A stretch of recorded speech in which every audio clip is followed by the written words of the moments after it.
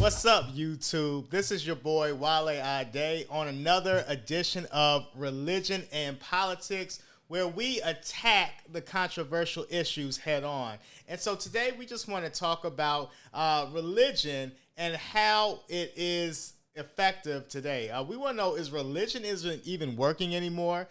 Does religion even mean anything to you anymore? Because I hear a lot of people nowadays talking about spirituality, right? And so they're saying, I'm not religious, but I'm spiritual. Or people say, I don't really care for organized religion, or I don't want to be a part of the church. Does that sound familiar? And so I just want to talk about that today. And so I just invite you, as we're going through this conversation, I want to hear what you have to say, whether you believe in religion, whether you believe in spirituality, whatever you believe in, we want to hear from you. And so just to talk about that topic, me personally, I definitely believe in religion. And so here's the reason why. I think maybe the definition of religion has changed as time has gone on. You see, a lot of people think about religion, and they think when it comes to religion, they think things like, that's just going to church. You can have church anywhere, right? You can have church where 2 or 3 are gathered, or my relationship with God is personal, or that's the only thing that matters is just between me and God. But one of the things that I know and that I've learned over the years is that religion isn't necessarily a bad thing. So why do I say religion isn't a bad thing? Let me actually pull it up real quick. See, for all of you guys who may have been Christian believers or who are still Christian believers, the Bible, can you believe it? The Bible actually talks about religion. And so one of the things that I want to bring out today is, what is the Bible's definition of religion? Because you've probably seen religion practiced the wrong way. You probably heard religion defined the wrong way. And so if I give you the real deal definition from the Bible, I want to hear what you think. And you can put that in the comments as well. So I'm going to this book in the Bible. It's in the New Testament. It's called James. And so James, just a little bit of background. James was one of the church leaders. He was big time during the time after Jesus had died. And so he gave a lot of practical advice. As a matter of fact, if you just want practicality, sometimes people think the Bible goes over their heads, right? But James is one of my favorite books because it's plain and simple and to the point.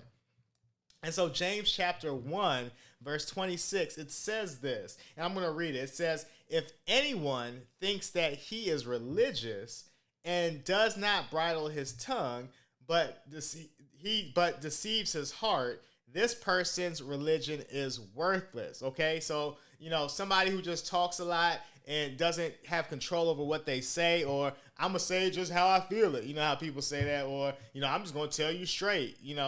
That ain't really about religion, and that's not what it should be. But this is religion. It goes on to say what real religion is. And so verse 27 says, listen to this. Religion that is pure, so religion that is 100%, religion that is not tainted by any person or any other thing, religion that is pure, it does not, and pure and undefiled, before God, the Father is this. Number one, now this we're talking about pure religion here, right? This is the definition.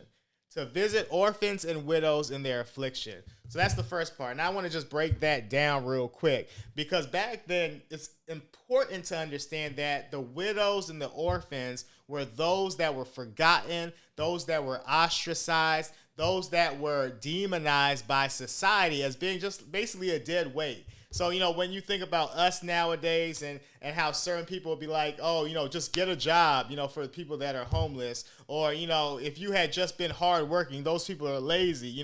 The people that are on the margins of society is basically what James is saying, is to visit them, listen, in their affliction.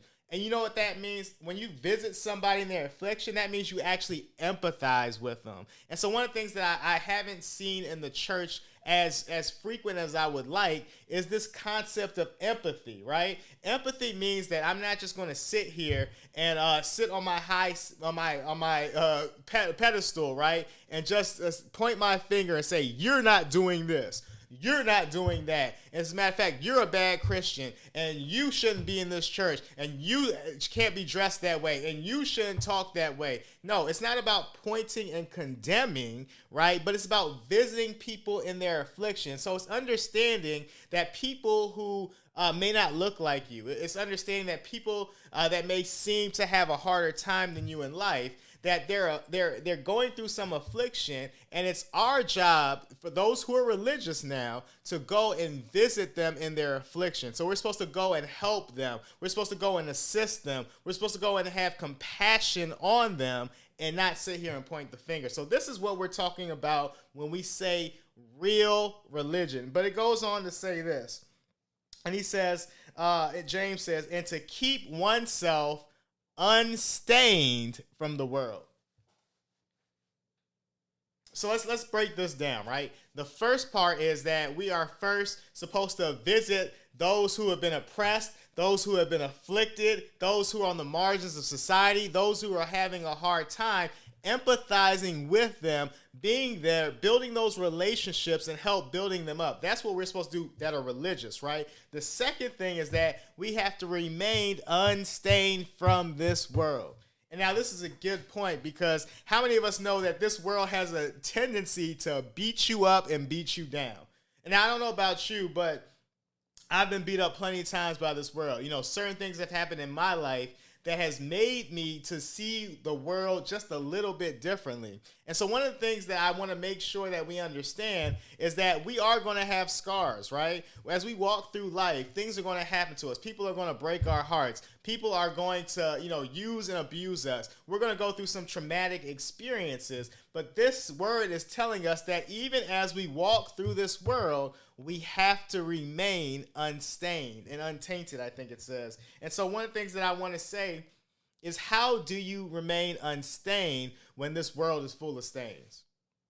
Right? And I think that's one of the things that James is trying to understand, is that when you have real religion, and now this is Christianity we're talking about, that means you have a real relationship with Christ. So number one, you aren't going to be able to help those that are on the margins, those that are afflicted, if you don't have Christ living in your heart. Because what's going to happen is you're going to come with preconceived judgments. You aren't going to lead with compassion and empathy, but you're going to lead with judgment and condemnation for those people. So even in remaining unstained from the world, you're going to have scars. Stuff is going to get on your clothes. But I know I'm proud that I serve a God, a Savior named Jesus Christ, that is here, that wants to clean those stains, so that when you walk through life, even though you have scars, even though you got a little stain on your shirt, it's his blood that washes it clean. So when you follow him, people look at you and they're like, how are you still standing, especially with all that you've gone through? And so one of the things I want to encourage you is that these things that James are asking us to do about real religion, it can't happen unless you have an authentic, genuine relationship with Christ. And so one of the things I want to do on this channel is we talk about religion and politics and all those topics, Lord, that people are just so scared to talk about. I want you to understand that we're journeying in our relationship with God together. I want to kind of show you that religion and politics is something that goes hand in hand, and that religion is something that actually can benefit you, even though you may have been harmed by it in the past. And so I want to invite you to just join me in this journey on this podcast as we talk about uncomfortable topics with society and the church, and how they intertwine and integrate in order for us to remain in this religious mindset, which is saying that we help those that are in need and that we remain untainted by this world. Thank you once again for joining me. This is WaleAde, and I hope to see you on the next episode of Religion and No peace, no justice, no peace, no justice, no peace.